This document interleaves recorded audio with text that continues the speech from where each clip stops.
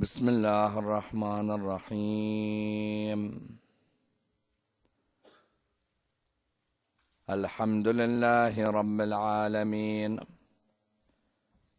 والصلاة والسلام على سيدنا وعظيمنا وحبيب قلوبنا وشفيع نفوسنا أبي القاسم محمد. اللهم صل على محمد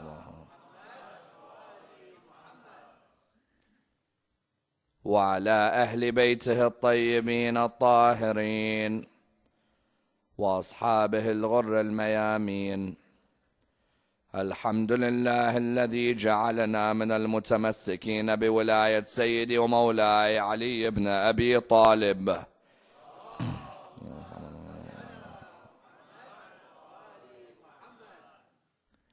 الحمد لله الذي هدانا لهذا وما كنا لنهتدي لولا أن هدانا الله. أما بعد، يقول الله في كتابه الكريم: بسم الله الرحمن الرحيم. قال: هذا فراق بيني وبينك، سأنبئك بتأويل ما لم تستطع عليه صبرا. The first of our salawat in honor of Rasulullah Muhammad sallallahu alayhi wa alihi wa sallam.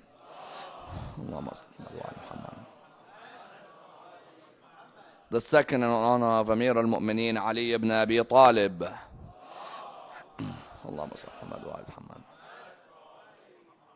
The third with your loudest voices in honor of the Imam of our time, Imam Sahib al-Asr wal-Zaman. Allahumma salli ala Muhammad. Respected brothers and sisters, Assalamu alaikum wa rahmatullah wa barakatuh. The verse in question, verse 78 of chapter 18 of the Holy Quran, discusses the rights and the position of a teacher in Islamic thought. A discussion which requires a thorough analysis, for without a doubt it's a discussion which affects each and every one of us in our lives. And indeed is a fascinating discussion from which many a lesson may be learnt and many an example may be derived. Each and every one of us within this hall would have come face to face with a number of teachers in our lives. These teachers may have been teachers on a secular level or indeed on a religious level. They may be teachers who taught us either the arts or the sciences or humanities. And you find with each of these teachers that they had an effect on our life in one way or another. As in each one of us is able to recount or retell the story of either a teacher who was beneficial to our life or indeed one who was a hindrance to our life.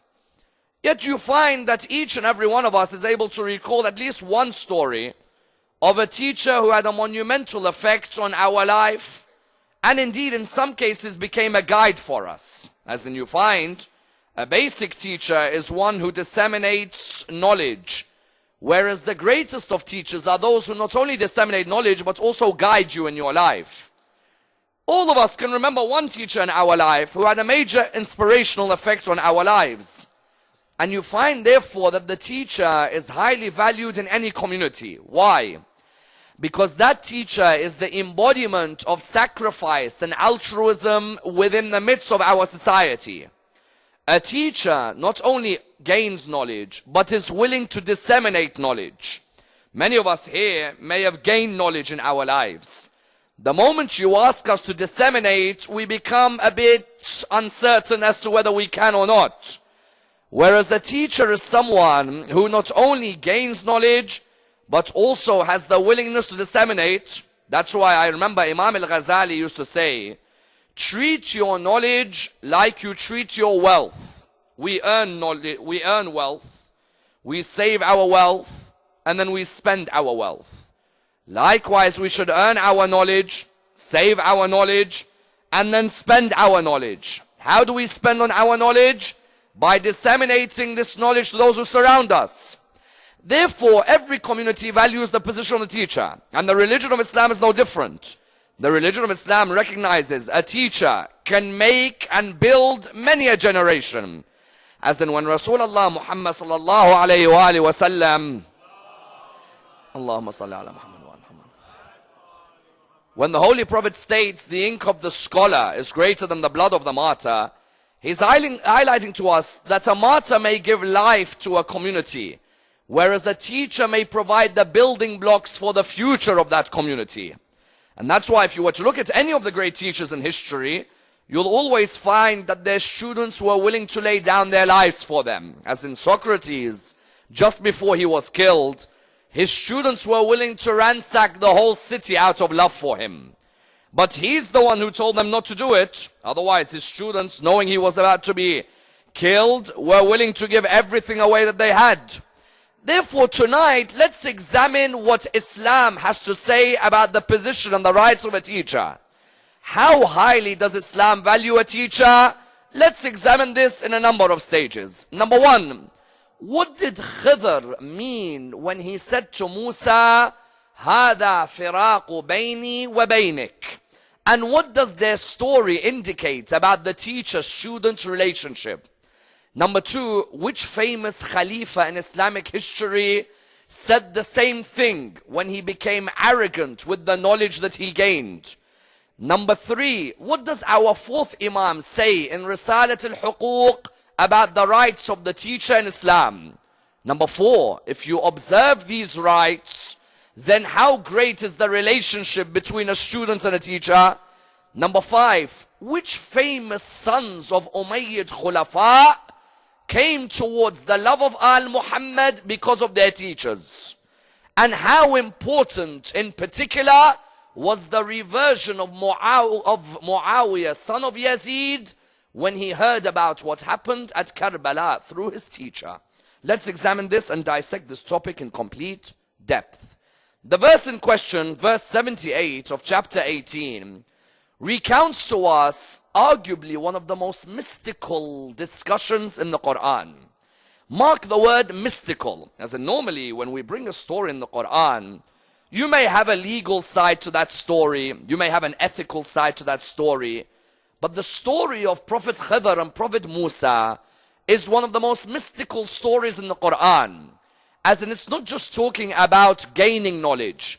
It teaches you about the importance of seeking every aspect of knowledge, whoever you may be. Why? Nabi Musa alayhi salam, as we know, he is called the spokesman of Allah subhanahu wa ta'ala, isn't it? As in Nabi Musa, whenever we describe him as the prophet of God who heard the voice of Allah. Of course, Allah subhanahu wa ta'ala does not have a voice, but Allah subhanahu wa ta'ala can create a voice to communicate. You find that Nabi Musa alayhi salam achieved many feats in his life. And that's why you find that within the prophets of God, he is seen as of the Ulul Azm. In which way? The arch prophets such as Musa, Isa, the Holy Prophet, what they achieved in their life was the greatest of achievements. Nabi Musa saved the children of Israel from the clutches of Fir'aun. Nabi Musa spoke to his Lord. Nabi Musa built the greatest of families. Nabi Musa achieved the highest of spiritual achievements with his community. People would come from far and wide to gain from the knowledge of Nabi Musa alayhi salam. Be they people who are Muslims or people who are non-Muslims, each and every one of them would gain from Nabi Musa's life. You find therefore on this account that Nabi Musa alayhi salam, the narrations, what do they state to us? The narrations tell us about Nabi Musa that having achieved all of this, you would think Nabi Musa, what would he do? You would think Nabi Musa would say, you know what, I've achieved enough in my life.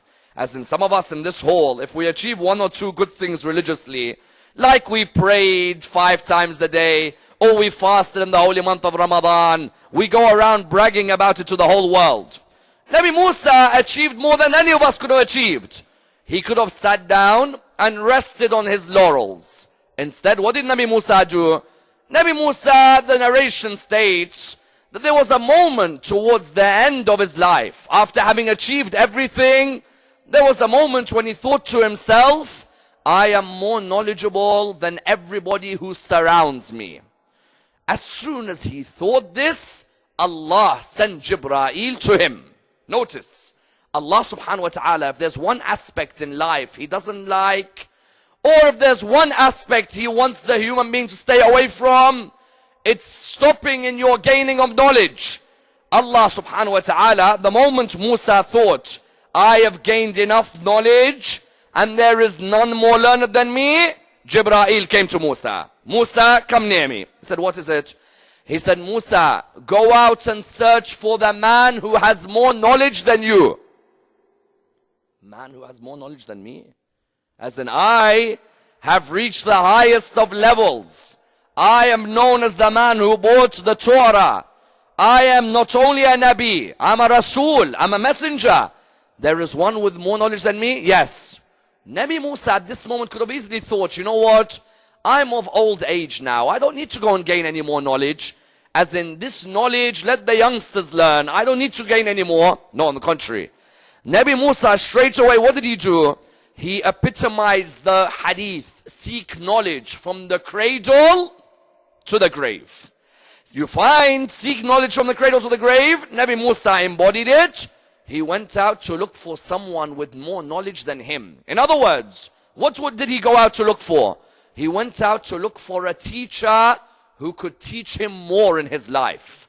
And that's something quite beautiful, as you'd think a prophet of God doesn't need to go and look for a teacher. A prophet of God could easily sit at home and say, listen, I'm a prophet. I've gained more than enough knowledge. That's it. Nabi Musa says, I will make sure I find this person who has more knowledge than me. Until I find him, I will not rest. And that person will become my teacher and he'll provide me with that knowledge. When Nabi Musa got to Prophet Khidr alayhi salam, he said to him, I want to come and learn under you. Prophet Khidr said to him, you don't have the patience to bear my lessons. He said to him, what is it? He said, you don't have the patience to bear my lessons. You want to come with me? I don't think you've got the patience to bear the knowledge that I have. Musa looked towards him. What did he say? Musa looked towards him. He said, no, I promise you. I do have the patience. Please let me come with you. That beautiful student-teacher relationship there. He said to him, are you sure? He said, yes. He said, very well. Whatever you're going to see on this journey, you don't question anything. You remain silent with everything that you see. I'll explain to you at the end as your teacher. I'll explain to you what you've seen. Nabi Musa said, very well, I'll come with you on the journey. They went on the journey, Musa and Khidr walking together. Student-teacher relationship. Musa and Khidr walking together. While they were walking together, Nabi Khidr saw a boat in the middle of the river. He saw this boat. He came. He caused the hole to occur in that boat, and the boat slowly went inside the river. Nabi Musa looked at Prophet Khidr. He said to him, what did you just do? Prophet Khidr said to him, I told you you don't have the patience to come with me. Nabi Musa said, no, I'm sorry. I'm just asking you. That ship, that boat looked like it's in good condition. You've now made it unserviceable. He said to him, I told you, you don't have the patience to bear the knowledge. Nabi Musa said, very well, I won't ask you again. So they continued walking. They continued and continued. There was a boy who was standing there. Nabi Khidr went and killed the boy. When he killed the boy, Nabi Musa said, okay, about the ship or about the boat, I was quiet. But about the boy, he said, what's going on? Why did you kill that innocent boy? He said to him, I told you, you don't have the patience to bear the knowledge that I'm giving you. Nabi Musa again said, very well, I won't ask you again.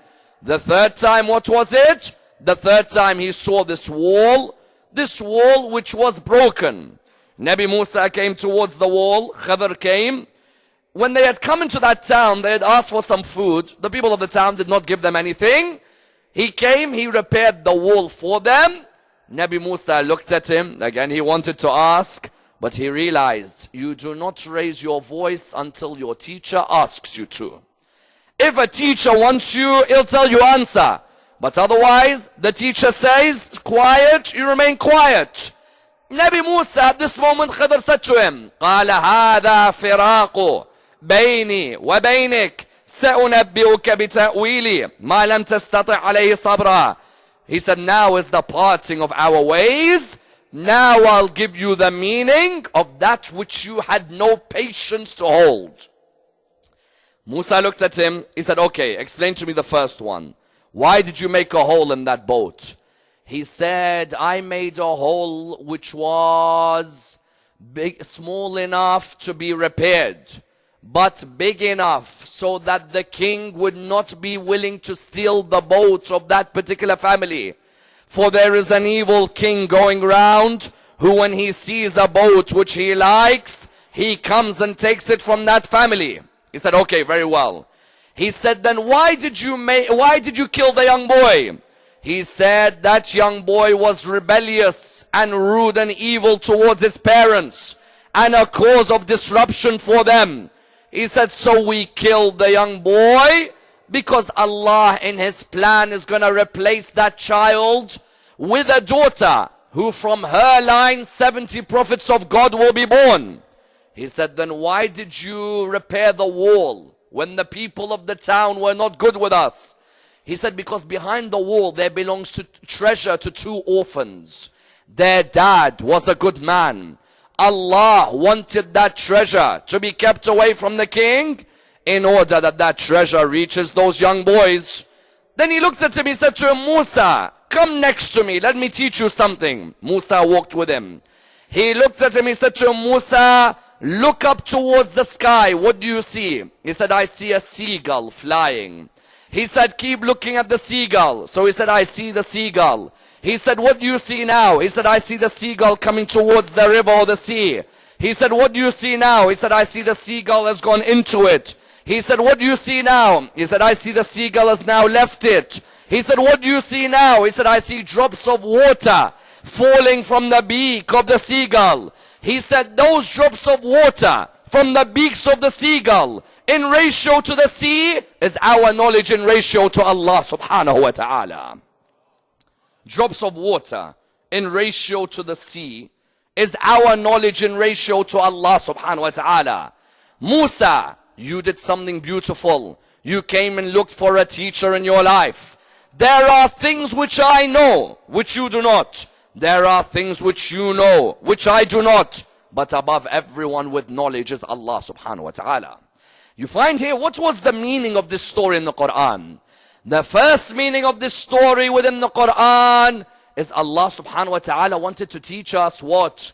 That from every age and whichever stage you are in your life, it's not embarrassing to look for a teacher who has more knowledge than you. It's not embarrassing. This religion did not say, seek knowledge from the cradle until 21. Seek knowledge from the cradle until you get married. Seek knowledge from the cradle until you go to Hajj. This religion was a religion which taught us, seek knowledge from the cradle till the grave. That's why how many times in our mosques do you hear people saying, especially when you're in your youth, you hear the elders saying to you, you go to listen to the lectures. We've heard all of these lectures before. How many times have you heard that? You'll always hear your dad or your grandfather saying, we've heard all of these lectures before. You go, I guarantee you they haven't heard some of these lectures before. That I can guarantee you, especially some of the topics, there is no way anyone's spoken about them before. There are certain topics which are topics nobody has spoken about before. There are others which may have been spoken about, but you find every time you listen to a different angle, there is something which you can learn. That person who has the attitude where he tells his son or his grandson that I've heard all the majalis before, you go and learn. That person has not understood the meaning of Musa and Khidr. Why? Musa could have easily said, Ya Allah, I am in such a high position, I don't need to learn of anyone. I'm already in the highest position. No, Nabi Musa, in this story, he highlights a lesson for us. Even I, who is not only a Nabi and a Rasul, even I go to look for a teacher because it's not embarrassing for me to say I do not know. Isn't it? Shaykh al-Tusi, may Allah bless his soul, when he used to sit on the minbar, someone came to him one day and said to him, who do you think you are sitting 3 steps above all of us? You think you're something high? You think you're that knowledgeable? He said, if they created a minbar for what I do not know, the minbar will reach the heavens.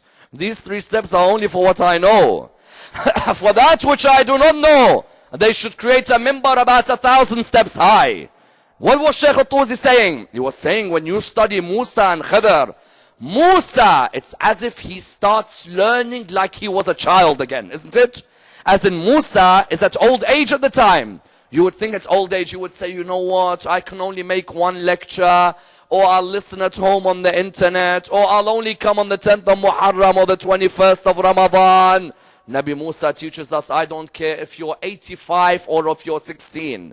Knowledge, where there's a teacher, there's no embarrassment you going to learn from that teacher.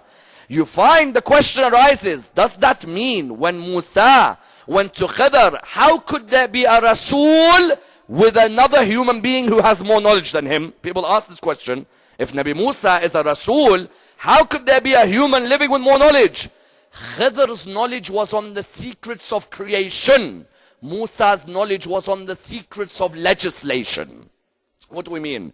We mean when you're the highest of your people in knowledge, Nabi Musa in the secrets of Sharia, none was higher than him. But in the secrets behind creation and behind the meanings of the heavens and the earth, Musa had to go and find someone with more knowledge than him. Therefore, the first lesson from the story of Musa and Khidr as his teacher was that, number one, there's no embarrassment saying, I do not know. Do you know how many brothers and sisters we have in our communities until today they can't read the Quran? Do you know that? Do you know how many? If you sit with some brothers and sisters in our community, and I'm telling you people aged between, I would say, actually under 10, they're very strong. I would say from 15 till about 45, 50, if you sat with them, they still read the Quran transliterated. Do you know what transliterated means? It means they read the Quran either written in Farsi or they read it written in Urdu. You say to them, why? Say, our Arabic is poor. Okay, your Arabic's poor. Why didn't you get a personal tutor in Arabic, a private tutor? To tell you the truth, we're so busy in our life, we have no time. Wallah, when you want to make 2 hours for a basketball match, you'll see him staring like a zombie on that screen. Or if you want to see him watching a football match, wallah, he won't move off that screen if the house went on fire. But when you want him to learn the Arabic language, for example, instead of being embarrassment to his children, Dad, can you read Arabic? No. But Dad, you're in your 50s, you can't read Arabic? No, I can't. Why? Because I'm embarrassed to go and learn under a teacher. Musa taught us, I'm a Rasul. I'm a Rasul. I could easily say I don't need to learn anymore. No. Where is Khidr? Let me sit with him. Let him teach me.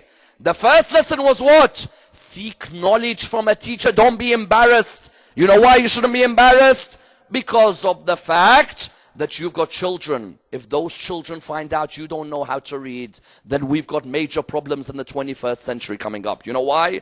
In my day, if I question my dad and you question your dad, you get a slap straight away. Isn't that true? Whereas in this day, wallah, they'll ask you questions. If you don't know how to answer, you're in trouble. You find that if a person hasn't got the knowledge, there's no harm them going to get a teacher. That's number one. The second lesson to be learned from the story of Musa and Khidr is what? Is that a good teacher doesn't just teach you the secrets of the earth. He may reveal to you the secrets of the heavens as well. What do I mean? I mean, do you think Allah subhanahu wa ta'ala doesn't bestow an illuminating light on a sincere teacher? Allah subhanahu wa ta'ala, when He sees a teacher who's dedicated his life towards serving knowledge, Allah will reveal to them things which your eyes can't see, but which the teacher's heart can see. Musa, why did he go to Khidr? Khidr wasn't just a teacher. Khidr had illumination from Allah, where the veils between him and Allah were removed. That's what knowledge is. How many of you have heard the hadith that knowledge is light? Isn't it? How many times do we hear the hadith that knowledge is nur, is light? Nur means what? Nur, if you look at this light, what does it do? There is no such thing as darkness. Darkness is what? An absence of light. When you look at this light here, it provides illumination for us.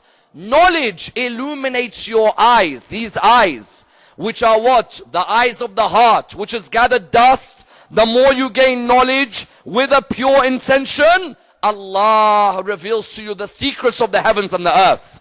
You think when Khidr was teaching Musa, you think Musa was only trying to understand on what superficial level what was happening? Musa knew Khidr had a mystical knowledge which others did not have. And that's why, what does it tell us? It tells us if you find a good mentor in life or a good teacher, that teacher can give you wisdom in life as well as knowledge. Knowledge and wisdom are two different things, isn't it? There are many who have knowledge, but a few who have wisdom. How many of you in your life, at high school or at college or at university, met a teacher, he wasn't just knowledgeable, he was wise as well, isn't it? Have you ever asked yourself, that wisdom, where did it come from? Allah, when He sees a human being looking to bring knowledge to serve humanity, Allah illuminates the heart of that human being. And I tell you, that precedent remains with us until today. If you look at some of our greatest maraji' in Islamic history, Allah subhanahu wa ta'ala, when He saw them sacrifice their lives in the Hawza of Najaf, for example, to dedicate their lives to the teachings of the religion of Islam, Allah revealed to them the secrets of the heavens and the earth. Let me give you an example.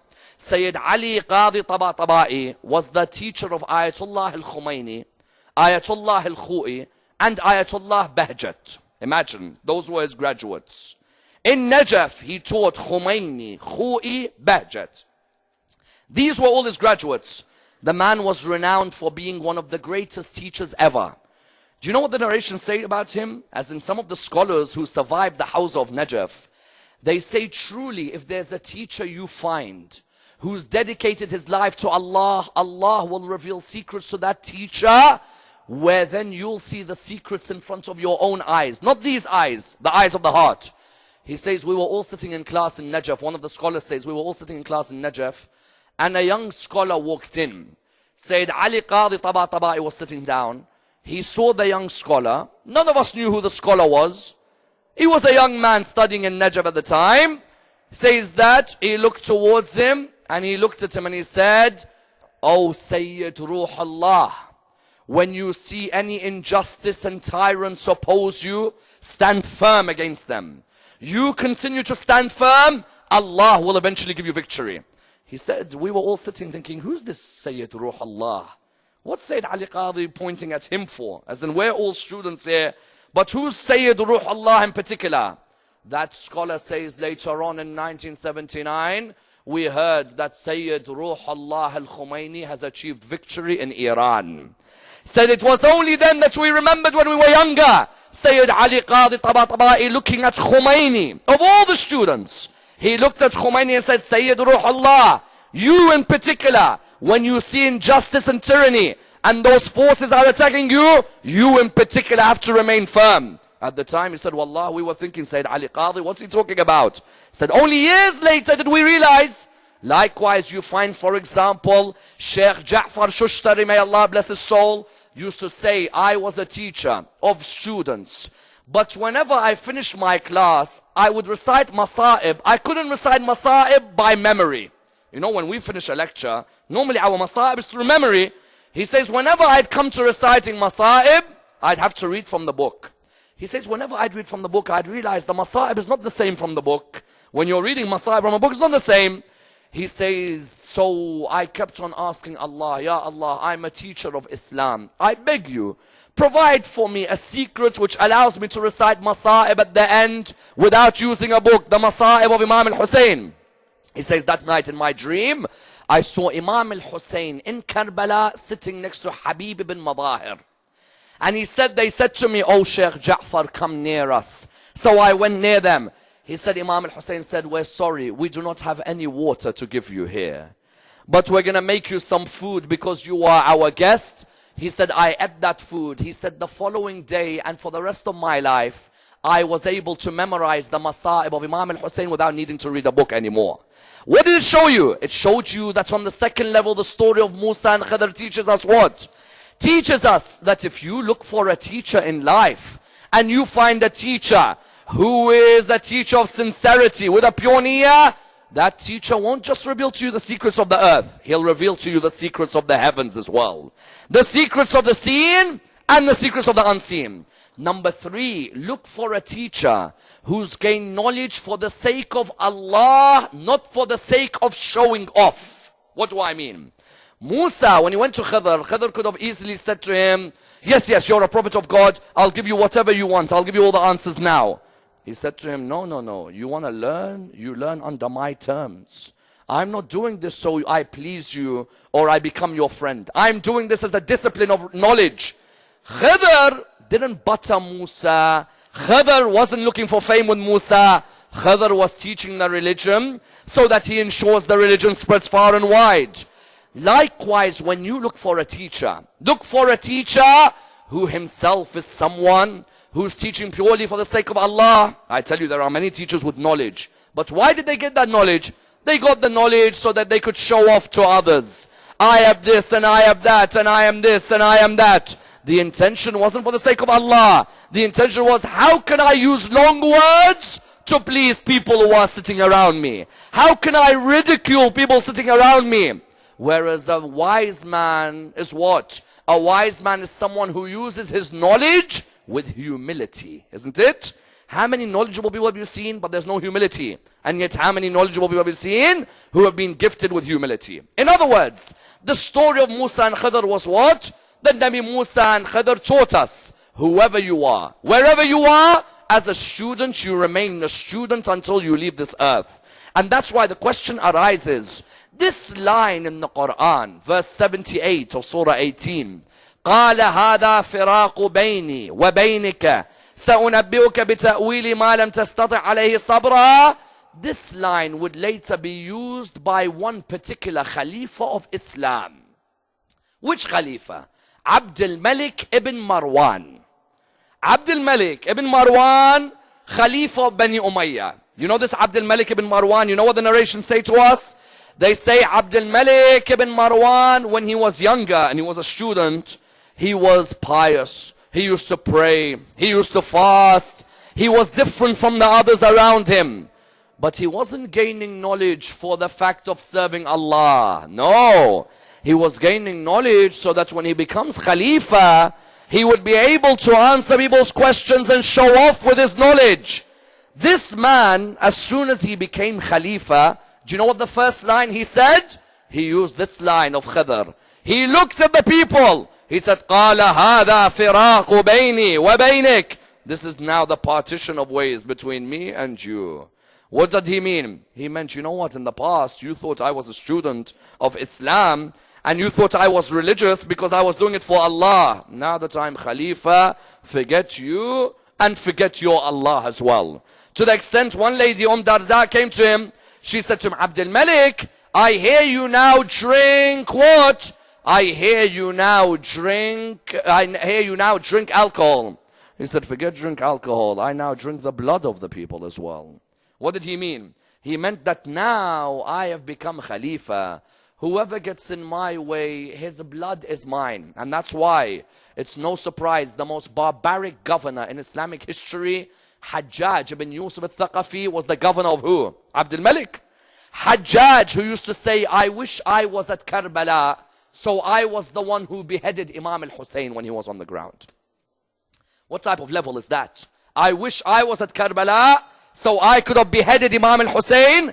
This Abdul Malik ibn Marwan, when he became Khalifa, you'd think his knowledge. When he was a student, do you think he did it for Allah? He used this verse of Khidr. قَالَ هَذَا فِرَاقُ بَيْنِي وَبَيْنِكَ. That's the separation now. You go your way, I'm going mine. When power has come to me, I have no respect for this knowledge. It's all just lip service at the end. Therefore, Al-Muhammad, what did they highlight to us? Al-Muhammad highlighted, look for a teacher in your life who provides you with knowledge, with guidance, who's a mentor to you. And that's why, what do the narrations say to us? The narrations come forward and say that Imam Zayn al-Abidin, salawatullah wa salamuhu alayh, Allahumma salli ala Muhammad wa ali Muhammad. Imam in Risalat al-Huquq, what does he say? In Risalat al-Huquq, there's a whole chapter called The Rights of the Teacher. Brothers and sisters, if you love Zayn al-Abidin, read his books. Don't just cry for him. There's many who cry for Zayn al-Abidin. You say, have you read any of his books? Wallah, I haven't read any of his books. So what's the point of loving him if you haven't read his books? The book of Imam Zayn al-Abidin, Risalat al-Huquq, the treatise of rights. the right of God, the right of the self, the right of the father, the right of the mother, the right of the daughter, the right of the sister, the right of the one who prays. Unbelievable book. And in my opinion, the best book to give to a non-Muslim in Islam is Risalat al-Huquq. There, Haji Zafar sitting right in front of me. All of you, if you can, ask him, give us a copy of Risalat al-Huquq, and go and give it to your non-Muslim friends. And I guarantee each and every one of you, the moment a non-Muslim reads Risalat al-Huquq, you'll see them coming towards a respect of their religion. They become Muslim or not is Allah subhanahu wa ta'ala. A respect of the religion through Risalat al-Huquq. Imam Zayn al-Abidin in Risalat al-Huquq, he talks about the rights of the teacher in Islam. Listen to what he says. The first right of your teacher in Islam is that you fix your eyes towards them when they talk. Isn't it? When your teacher talks, you fix your eyes towards them. How many of us in class, when our teacher's talking, how many of us, those of you who remember your childhood, especially the naughtier ones amongst you, you remember when the teacher was talking, we're looking one way, we're looking the other, under the table, we might be playing with our phone, we're talking to our friends. Imam Zayn al-Abidin says what? The first right of a teacher in Islam is that you fix your eyes towards them when they talk. Why? Because if me and you are in a conversation now, and while you're talking to me, I'm playing with my phone, I'm looking somewhere else, you'll look at me and you'll say, aren't I talking to you? As in, isn't there any respect between us? If in a normal setting you want that respect, then why can't you give a teacher that respect? Imam says the first right of your teacher, and mark my words, these aren't just rights for a Muslim teacher, rights for any teacher. Ali ibn Abi Talib says, whoever teaches you one letter has become your master. Whoever teaches you what? One letter, not one word. One letter has become your master.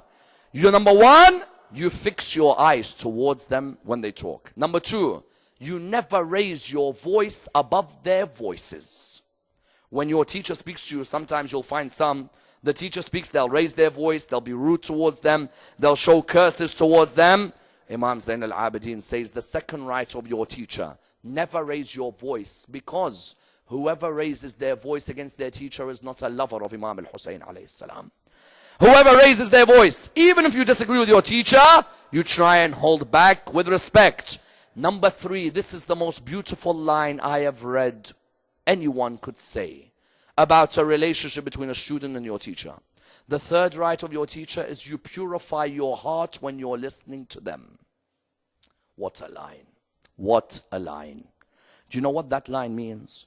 That means when you come to sit in a class of a teacher, don't come with an attitude problem, nor come with a prejudice or a misconception, nor come looking for mistakes in that teacher which you can go and tell all your friends about. We the Shia are especially good on this issue, aren't we? Yeah. You'll find some who will come and listen to a teacher, their heart is full of malice against that teacher. Full of malice. Their heart isn't pure. You know why they come and listen? Some will come and listen to a teacher because they're waiting for the teacher to make a mistake. The moment that teacher makes a mistake, that becomes a recipe for gossip. Gossip, isn't it? Let's go and gossip about that teacher's mistake. They come and sit waiting for an error. They come and sit waiting for a misjudgment. When that error or misjudgment happens, you'll find them straight away. Wallah, I heard him say this. Wait, come back here, come back. When you went to listen to that teacher, did you go to listen to poor mistakes or to purify your heart to learn? Isn't it? You find that Imam Zayn al-Abidin says, the third right of your teacher, you purify your heart when you're listening to them. The fourth right of your teacher, you don't answer your teacher, you don't answer unless your teacher has answered. How many of us, when our teacher wants to say something, we jump in straight away? Hey, I know the answer, I know that. No, wait.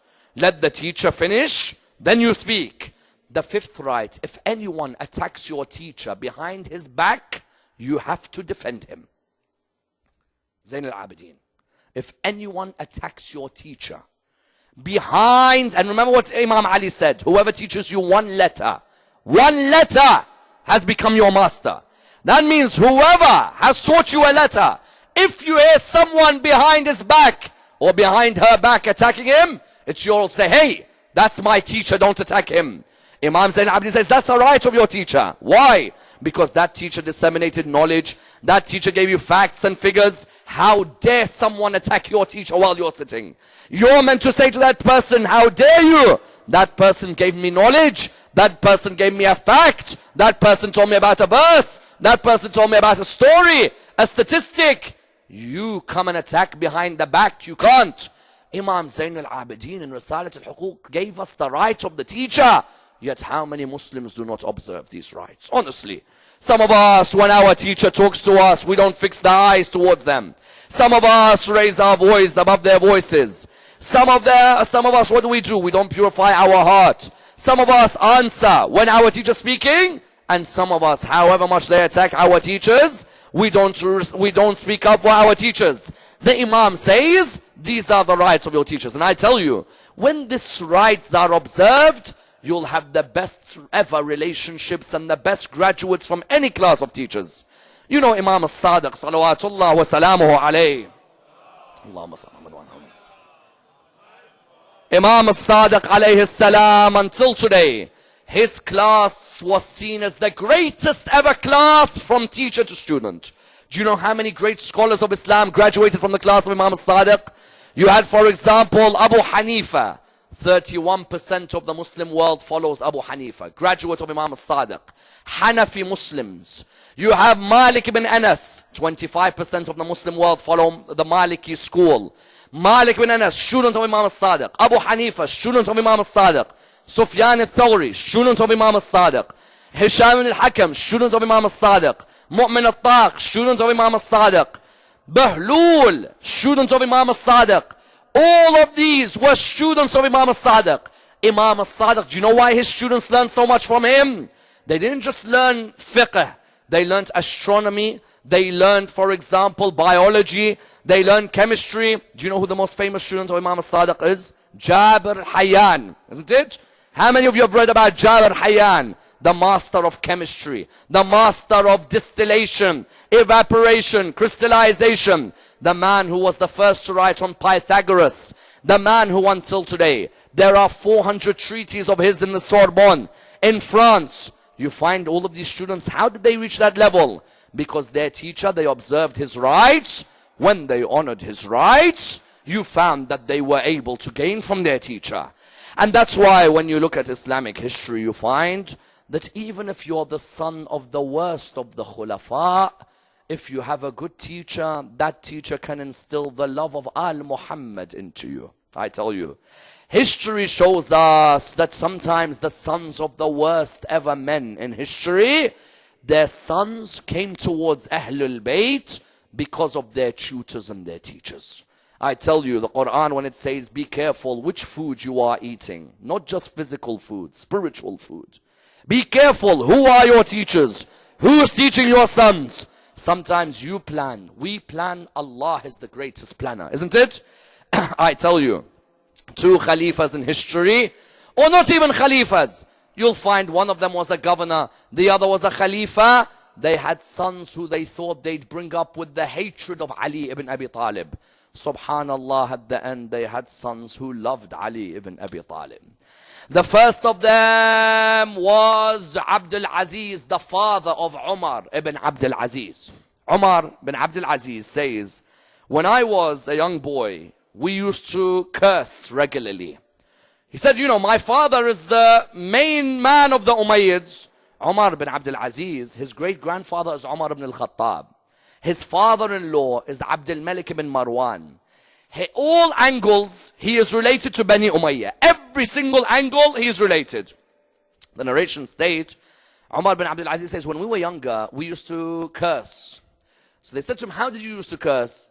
He said, we used to curse Ali ibn Abi Talib. He says, when we were kids, our parents used to say to us, whenever you get angry, send a curse on Ali ibn Abi Talib. He said, I was 6 years old, and if my friends offended me, I'd say to him, curse on you and Ali ibn Abi Talib. As in, subhanallah, they tell us the history of this religion is a good history. Which good history? Which good? Hey, this is good history? But then again, you can't question, of course. It's haram to question. You can't question any history. Everyone was good. The killer and the killed. All of them were good. You find that he says, we used to curse, we used to curse, we used to curse.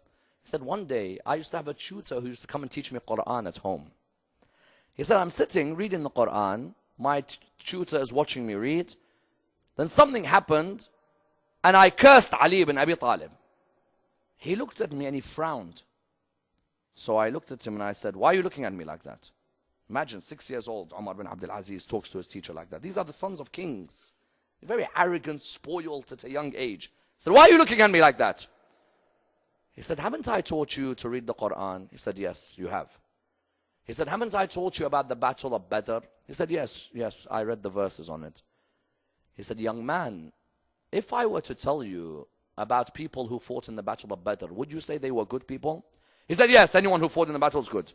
He said, what if I tell you about a man who killed half of the opposition on the day of Badr? He said, that man must be a great man. He said, the man you kids curse is the man who killed half the opposition on the day of Badr. He said, what do you mean? He said, Ali ibn Abi Talib on the day of Badr killed 35 out of the 70 soldiers that were killed. And you said that the Quran said Badr is praised and its people are praised. You're cursing the man who honored the battle of Badr with his presence. Umar bin Abdul Aziz said, I swore, if I ever became Khalifa of the Muslim country, of the empire, I will stop the cursing of Ali bin Abi Talib in the Friday prayer. Do you know who stopped the cursing of Imam Ali on the Friday prayer? Umar bin Abdul Aziz. Umar bin Abdul Aziz became Khalifa at which age? The age of 30, 32. From the age of 6, his teacher had given him a point which stuck with him forever. When that point stuck with him, he became Khalifa. He stopped the cursing of Amir al-Mu'mineen. That was number 1. Number 2, you find the second of them was Muawiyah, son of Yazid. Yazid had a son who he named after his father. This son, he named him Muawiyah. Yazid did everything that he did at Karbala. When he died, they gave the Khilafah to his son Muawiyah. Would you believe his son Muawiyah abdicated from the Khilafah and said this Khilafah belongs to Imam Zain al-Abidin? Subhanallah. Subhanallah, history is unbelievable. And you know what the greatest teacher in life is? History. Is there a better teacher you've met than history?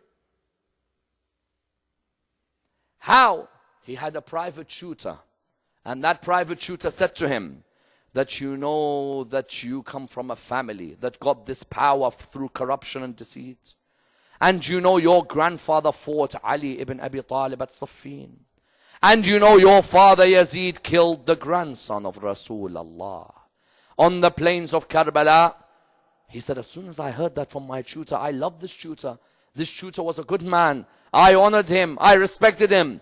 If he's saying that I have got the leadership of Zain al-Abidin, then I must. He announced there's going to be a khutbah in the mosque. Everyone looked at him and thought, hold on a minute. What do you mean khutbah? Which khutbah? It's not Jum'ah. He said, everybody come for the khutbah, please. When everybody came for the khutbah, he said, I want to make an announcement. I come from a family that achieved power through corruption, bribery and deceit. And I do not deserve this leadership. This leadership is deserved by one man, Imam Zain al-Abidin alayhi salam. He said, what my father did at Karbala was disgraceful.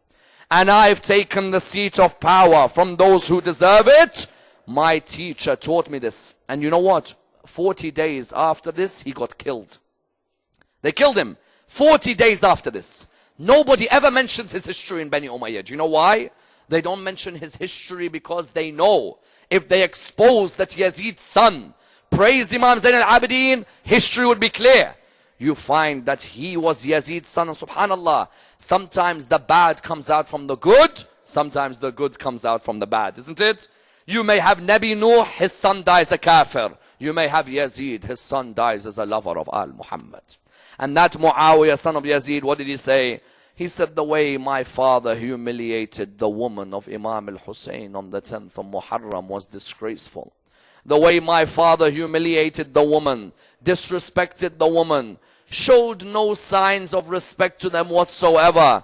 Subhanallah, when you recall these words and you remember how the women were treated on the 10th of Muharram, the way they took the daughters and the granddaughters of Rasulullah, the way they hit them, the way they slapped them, the way they treated them was the worst of treatment. And you know, for a mother, you may hit her, you may slap her, but you know what the worst of treatment is for any mother? Killing her child. How difficult was it for the mothers on the 10th of Muharram who saw their children butchered in front of them? Layla seeing Ali al-Akbar, Ramla seeing Qasim, Sayyida Zainab seeing Aun and Muhammad. But surely the hardest was the mother who saw her 6-month-old baby with an arrow piercing his neck. Do you know how difficult it was for Rabab? After her baby got killed, after Imam al-Hussein got killed, Sayyida Zainab narrates that I went towards each of the ladies. I saw Layla and I saw Ramla and I saw the daughters, but I was looking for Rabab. Where is Rabab? It's the night of the 11th of Muharram. Where is Rabab? She said, I saw one of the soldiers of Yazid. I said to him, oh man, have you seen a lady walking around anywhere? He said, yes, I saw this lady walking in the middle of the bodies. She was looking for something. I don't know what she was looking for. Sayyida Zainab says that I went out to look for Rabab. I saw Rabab walking from one body to another. I said to her, Rabab, what are you doing? She said, I'm looking for my baby, my baby. I wonder where is my baby and where is he buried? I'm looking for my baby so I can give my baby some milk. I feel that I neglected my baby when my baby needed me. She said to Zainab, when my baby was dying, I wasn't there to look after my baby. Sayyida Zainab said, I tried to console her, but it was difficult. And then Sayyida Zainab narrates, when we came back to Karbala on the Arba'een of Imam al-Hussein, each mother went to a grave. Layla went to one grave, Qasim's mother went to another, and then Rabab came to another grave. She says, and the poets say, that when Rabab came to the grave of the baby, she looked towards the dust of Karbala and she called out, oh dust of Karbala, I beg you, don't sting the neck of my baby with your heat.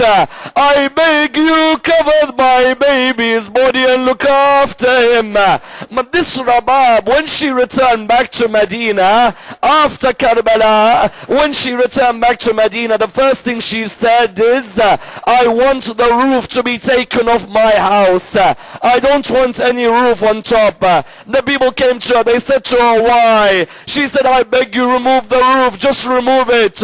They said to her, why? She said, how can I have a roof covering me from the heat of the sun when Abi Abdullah's body was burnt by the sun in Karbala? Inna lillahi wa inna ilayhi raji'un. We pray to Allah subhanahu wa ta'ala to raise us with Muhammad and Al Muhammad, to allow us to be amongst the companions of Imam al-Hussein. Raise us with the Imam of our time, Imam Sahib al-Asr wal-Zaman. We pray to Allah subhanahu wa ta'ala the Surah Al-Fatiha. Surah Al-Fatiha for Brother Rajab Ali Makhani and Sister Shireen Isfahani. We pray to Allah subhanahu wa ta'ala the Surah Al-Fatiha, but before it, the loudest of your salawat.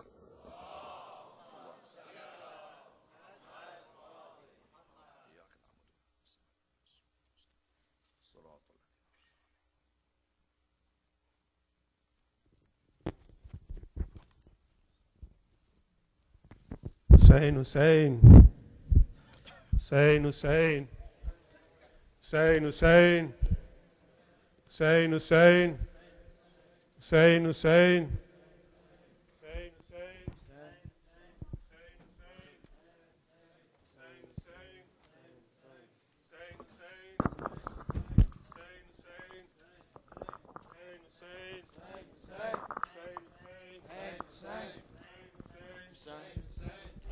Hussein, Hussein, Hussein, Hussein, on the Hussein, pieces of Qasim cried.